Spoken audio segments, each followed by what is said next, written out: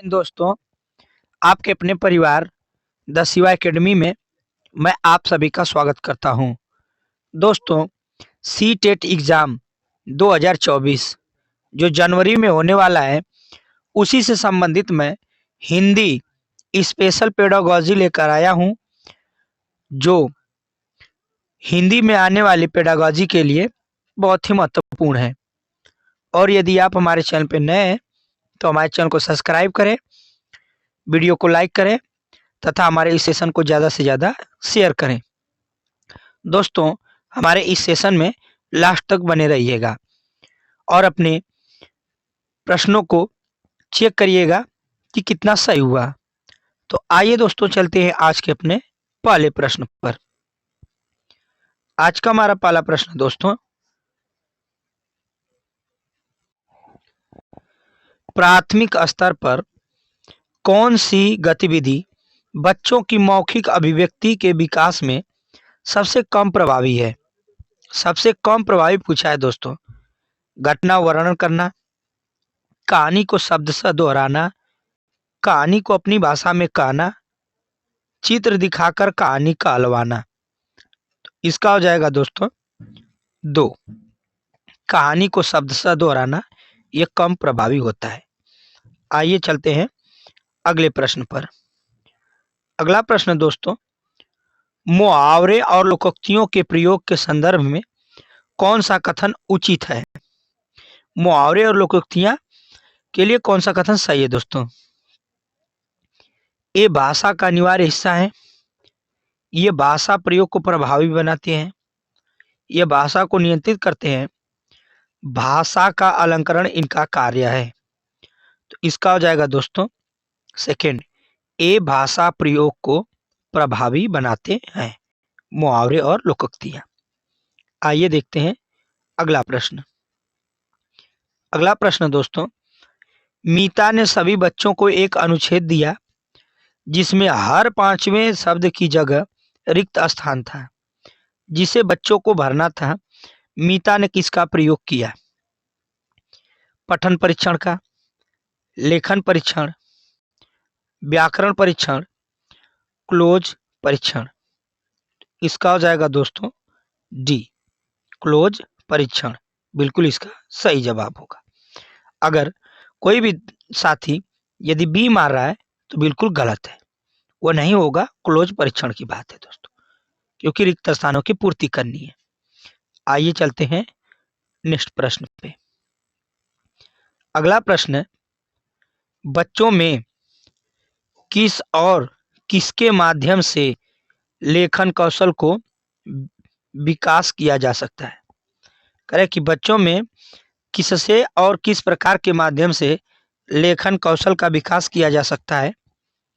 रेखांकन, चित्रांकन से, चित्रांकन लिपि चिन्हों से, रेखांकन लिपि चिन्हों और लिपि चिन्हों या अक्षर बनावट। तो इसका हो जाएगा दोस्तों 1, रेखांकन और चित्रांकन के माध्यम से लेखन कौशल को विकास किया जा सकता है दोस्तों। आइए देखते हैं अगला प्रश्न। अगला प्रश्न दोस्तों, मुदिता अक्सर स को स बोलती है, स को स बोलती है। मुदिता की भाषा शिक्षिका के रूप में इस स्थिति के बारे में क्या कहेंगे?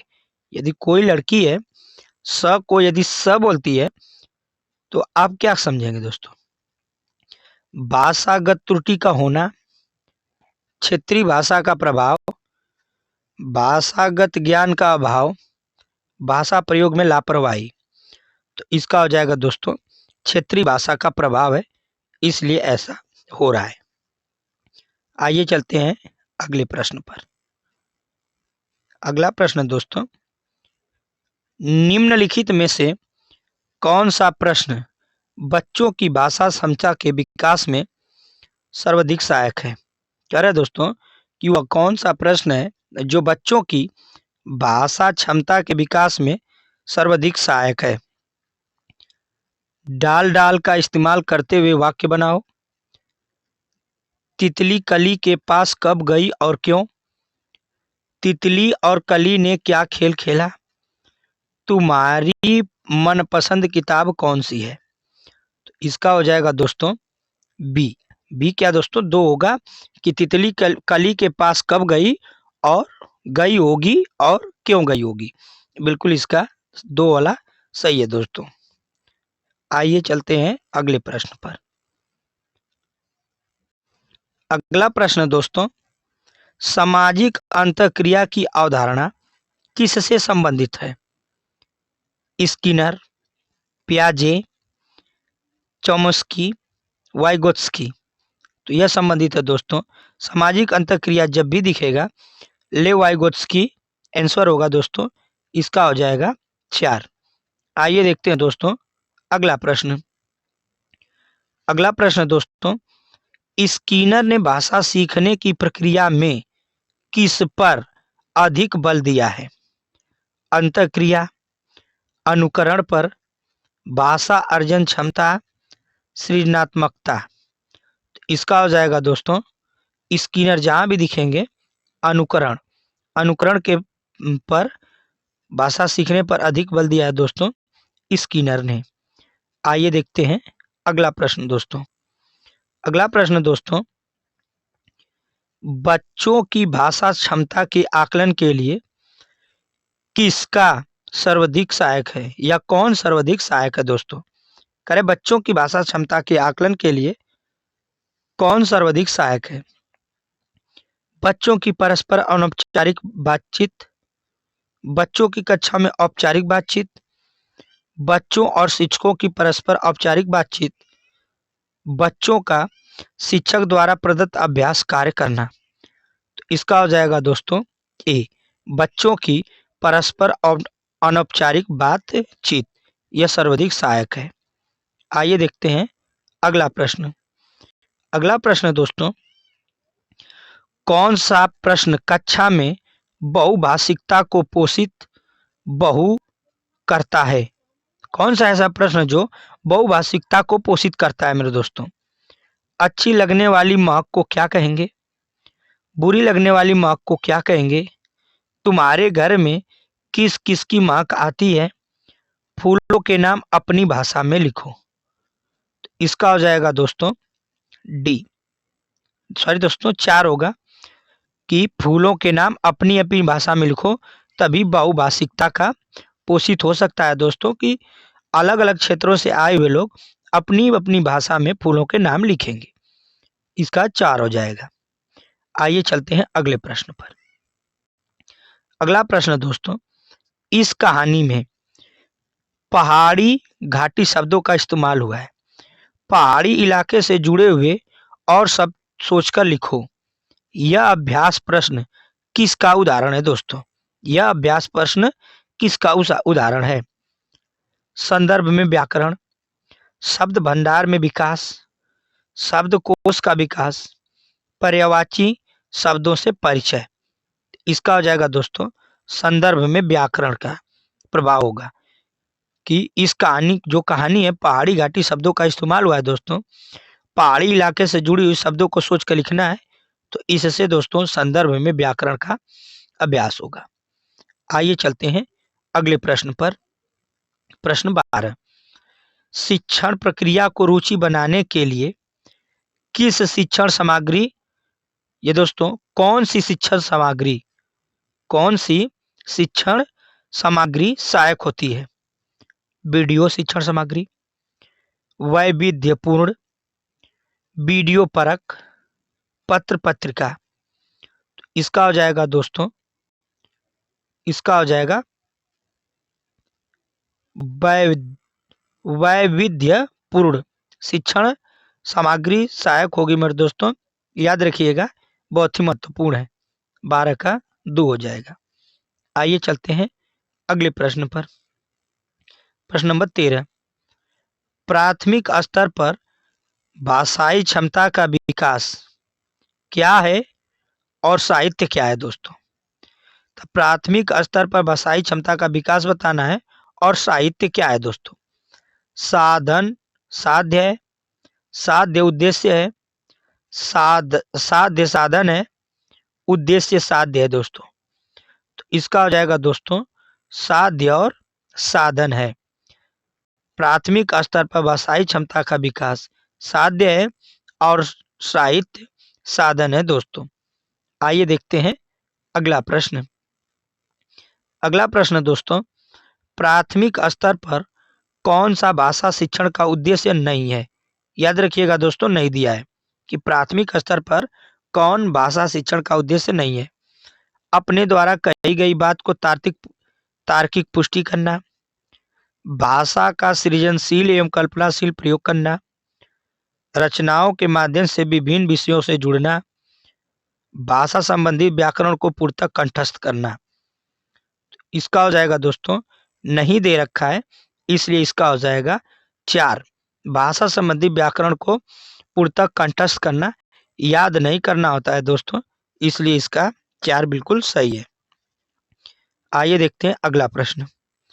अगला प्रश्न दोस्तों, कक्षा में भाषा की किसके प्रति कक्षा में भाषा की किसके प्रति क्या बनकर उसका उपयोग भाषा शिक्षण में करना चाहिए? विविधता विद्वान बनकर, विविधता संवेदनशील बनकर, संवेदनशीलता कठोर बनकर, एक रूपता संवेदनशील बनकर। तो इसका हो जाएगा दोस्तों बी। बी मतलब 2 हो जाएगा दोस्तों, विविधता एवं संवेदनशील बनकर भाषा शिक्षण में करना चाहिए। आइए देखते हैं अगला प्रश्न। प्रश्न नंबर 16, विद्यालय के बाहर का जीवन और वहाँ प्राप्त ज्ञान एवं अनुभव भाषा सीखने के लिए अवश्य प्रेरणा देते हैं, क्योंकि वर्तनी का सम्यक ज्ञान मिलता है, समृद्ध भाषाई प्रवेश मिलता है, लेखन की विभिन्न शैलियों का परिचय मिलता है, इसके व्याकरण नियमों की जानकारी प्राप्त होती है। इसका हो जाएगा दोस्तों सी। 3, लेखन की विभिन्न शैलियों का परिचय मिलता है। 3 बिल्कुल सही होगा। आइए देखते हैं अगला प्रश्न। प्रश्न दोस्तों, पहली कक्षा में प्रवेश लेने से पहले आमतौर पर बच्चे पठन लेखन में दक्ष होते हैं, स्वाभाविक अभिव्यक्ति जानते हैं, भाषा के व्याकरण नियम जानते हैं, तुतुलाकर बोलते हैं। इसका हो जाएगा दोस्तों 2, स्व अभिव्यक्ति जानते हैं। पहली कक्षा में प्रवेश लेने वाला बच्चा आमतौर पर स्व अभिव्यक्ति जानता है, अपने से कुछ न कुछ कह लेता है दोस्तों। आइए देखते हैं अगला प्रश्न। प्राथमिक स्तर पर पढ़ने की क्षमता का आकलन करने की दृष्टि से सबसे अधिक महत्वपूर्ण है विराम चिन्हों का ज्ञान, पढ़ने में प्रवाह, अर्थ का निर्माण, वर्णों का पहचान। इसका हो जाएगा दोस्तों अर्थ का निर्माण। 3 बिल्कुल सही हो जाएगा। आइए दोस्तों चलते हैं अगले प्रश्न पर। अगला प्रश्न दोस्तों, प्राथमिक कक्षाओं में बच्चे बहुत कुछ लेकर विद्यालय आते हैं, जैसे अपने अनुभव, दुनिया को देखने का अपना दृष्टिकोण आदि। तो ये क्या है दोस्तों? समस्या है, भाषा है, पाठ्य पुस्तकें हैं, पुस्तक है। तो यह है दोस्तों भाषा। 2 इसका सही हो जाएगा। बच्चे जब विद्यालय आते हैं तो अपने अनुभव और दुनिया का कुछ न दोस्तों लेकर आते हैं। तो यह क्या होती है दोस्तों? भाषा ही तो होती है। इसलिए 2 इसका बिल्कुल सही हो जाएगा। आइए दोस्तों चलते हैं आज के अपने लास्ट प्रश्न पे। आज का हमारा अंतिम प्रश्न है दोस्तों। और दोस्तों बता दूं आपको कि हिंदी में 15 नंबर की पेडागोजी आती है और 15 नंबर का पैराग्राफ आता है दोस्तों। यदि आप पेडागोजी कर लेंगे तो पैराग्राफ करना बहुत ही आसान होता है दोस्तों। इसलिए पहले आप पेडागोजी पे पकड़ बनाइए। तो 20वां प्रश्न देख लेते हैं दोस्तों कि प्राथमिक स्तर पर बच्चों की भाषाई क्षमता का विकास करने के लिए अर्थ पर संरचना भाषिक है। अधिकार, भाषा प्रयोग की कुशलता पर अधिकार होना चाहिए दोस्तों।